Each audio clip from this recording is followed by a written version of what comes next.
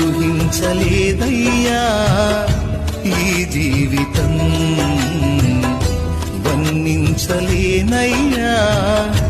ఈ భాగ్యము. తులువనైన నాకు ఇంత విలువ, అవసరాన్ని బట్టి అగ్ని వంటి శ్రమలు కలుగుతున్నవని తెలిసి కలత చెందబోకు. నిన్ను పిలిచిన దేవుడు నమ్మదగినవాడు, శోధనలో నిన్ను విడిచిపెట్టిపోడు. కంటి పాపల తోడుండి నిన్ను కాచుకుంటాడు, కన్న తండ్రిల తోడుండి నిన్ను ఆదుకుంటాడు.